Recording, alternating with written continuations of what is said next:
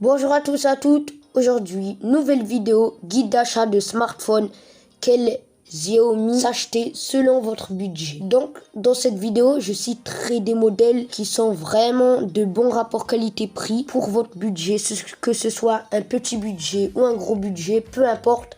Il y aura toujours des smartphones Xiaomi. Donc il y aura 3 classements, les hauts de gamme, les milieux de gamme et les entrées de gamme. Ne nous attardons pas trop, commençons la vidéo.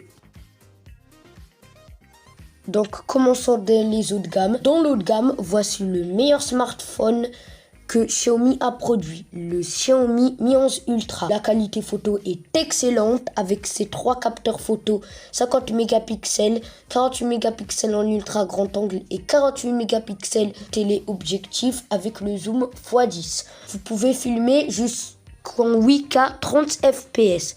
Donc vous aurez également de très bonnes performances avec son processeur surpuissant, le Snapdragon 888 couplé avec 12 Go de RAM et 256 Go de stockage, ce qui vous permet de jouer tous les jeux du Play Store au graphisme élevé sans ralentissement. L'écran est excellent avec une taille de 6,8 pouces, résolution 1440p, une dalle AMOLED et un taux de rafraîchissement 120 Hz. Et vous aurez une excellente autonomie de 2 jours avec sa batterie de 5000 mAh et une charge rapide de 67 watts. Son prix est environ à 969 €. Si vous avez les moyens, vous pouvez y aller, vous pouvez le garder pendant plusieurs années. Sinon, si ça ne vous tente pas ou c'est trop cher, on a le Xiaomi Mi 11 Pro qui est légèrement moins puissant mais qui marche très bien également. Donc en ce qui concerne la photo, vous aurez un capteur de 50 mégapixels, un ultra grand angle 13 mégapixels et un capteur macro de 5 mégapixels. Les photos auront un très bon rendu,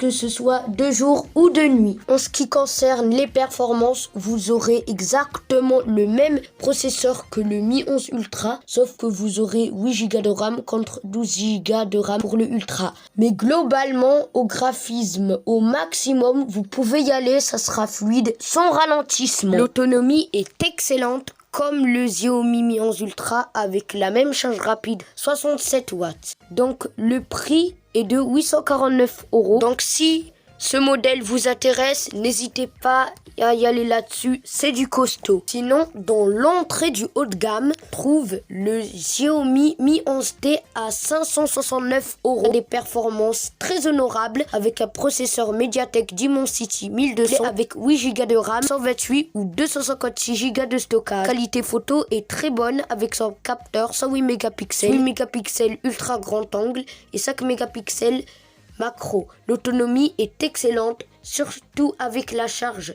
120 watts qui permet de recharger entièrement le téléphone en moins d'1 heure.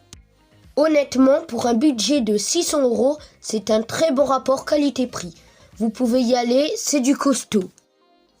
À partir de maintenant, nous entrons dans le segment milieu de gamme. Et dans le segment milieu de gamme, on peut trouver le Xiaomi Mi 11 Lite qui se trouve à 349 €. En ce qui est de l'écran, on aura une taille de 6,55 pouces, taille d'écran, résolution 1080p, dalle AMOLED et taux de rafraîchissement à 90 Hz. On aura un très bon contraste et un écran agréable à regarder. En ce qui est de l'appareil photo, vous aurez un triple capteur 64 mégapixels principal, 8 mégapixels ultra grand angle et 5 mégapixels pour la profondeur de champ. Vous aurez des photos de très bonne qualité, même la nuit. Les performances sont également honorables grâce au puissant processeur Snapdragon 732G avec 6 Go de RAM et 64 Go ou 128 Go de stockage. Je vous recommande cependant la version 128 car si vous faites des vidéos 4K en 64 Go, le stockage deviendra vite plein. On aura une très bonne autonomie de 4230 mAh, une charge rapide de 33 watts, ce qui permet de charger le smartphone complètement en un peu plus d'1 heure. Donc c'est un bon téléphone pour un budget de 400 € qui fait tout. Le processeur est bon, l'écran de même, bon, c'est un bon rapport qualité-prix pour 349 €. Donc aussi, on peut trouver des smartphones Redmi de la série des 11. Dans un budget de 300 €, on a le Note 11 Pro à 299 €. Les performances sont bonnes, les jeux également, même si au graphisme au max, il y aura quelques ralentissements. On aura un processeur MediaTek Helio G96 avec 6 ou 8 Go de RAM, un écran AMOLED de bonne qualité, 1080p, taux de rafraîchissement 120 Hz, qui fait même mieux que le Mi 11 Lite.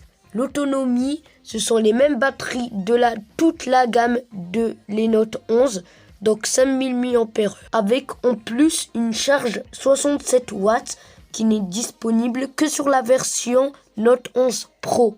Sinon, à 249 €, on peut trouver le Redmi Note 11S, qui est une version un peu dépouillée du Note 11 Pro.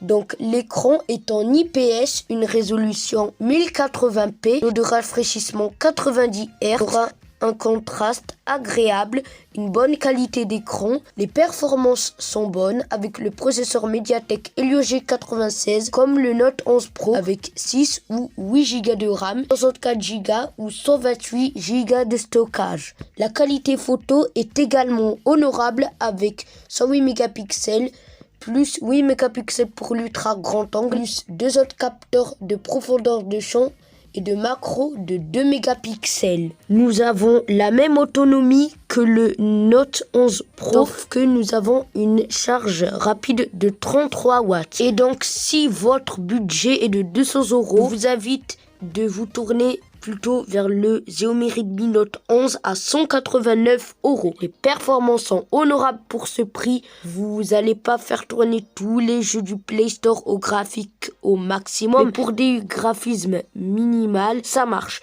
De même pour les photos, vous aurez un capteur 50 mégapixels, 8 mégapixels d'ultra grand angle et 2 autres capteurs photo macro profondeur de 2 mégapixels. Les photos de jour sont bonnes. Les photos de nuit, cependant, ça va pêcher un peu. L'écran est de 6,43 pouces de taille d'écran, résolution 1080p, dalle AMOLED, un écran de bonne qualité et un très bon rendu. L'autonomie est de 2 jours avec une batterie de 5000 mAh. C'est un excellent smartphone pour un budget de 200 €. Nous entrons dans le segment entrée de gamme. Donc à 149 €, il y a le Redmi 10. Donc nous aurons un écran de 6,5 pouces, résolution 1080p, dalle LCD, taux de rafraîchissement 90 Hz. L'écran est bon pour son prix, plutôt le 90 Hz qui est rare sur ces budgets-là. Performances sont bonnes grâce au MediaTek Helio G88 avec 4 Go de RAM et 64 Go ou 128 Go de stockage. La qualité photo est la même que le Redmi Note 11, donc correcte. Un peu moins cher, on trouve le Redmi 10C à 129 €. Donc en ce qui est de la photo, on aura un double capteur photo 50 mégapixels, un capteur profondeur de champ de 2 mégapixels. Les photos sont correctes sans plus. Les performances sont relativement bonnes pour le prix avec son processeur Snapdragon 680 et 4 Go de RAM. Vous pourrez jouer à des jeux légers ou au graphisme minimal. À savoir que c'est le même processeur que le Redmi Note 10. L'écran est assez bien, résolution est 720p, taille d'écran 6,7 pouces. Résolution n'est pas dingue, et pour de l'usage courant, ça tient la route. Donc en tant que premier téléphone, oui, c'est une bonne affaire pour 129 €. Donc passons au téléphone Xiaomi premier prix. Le Redmi 10A qui se trouve à 109 € en 32 Go avec 2 Go de RAM. Donc en ce qui concerne la photo, on aura un double capteur photo 13 mégapixels plus 2 mégapixels profondeur de champ. Les photos seront pas dingues mais suffisants au quotidien. Les performances seront moyennes avec le processeur MediaTek G25 couplé avec 2 ou 3 Go de RAM et 32 Go de stockage. L'usage sera pas très fluide mais pour des usages basiques, c'est suffisant. L'écran est le même que celui du Redmi 9C. Donc si vous voulez faire un usage multigaming, privilégiez un budget plus large. Mais pour faire de l'usage basique, appel, SMS, un peu d'internet, pourquoi pas. Bon, cette vidéo touche à sa fin. J'espère qu'elle vous aura été utile et qu'elle vous aura plu. N'oubliez pas de vous abonner pour ne rater aucune vidéo qui sera à propos de l'high-tech. Likez, ça m'encourage énormément et ça me soutient à poster davantage de vidéos. Bon, allez, ciao et à la prochaine!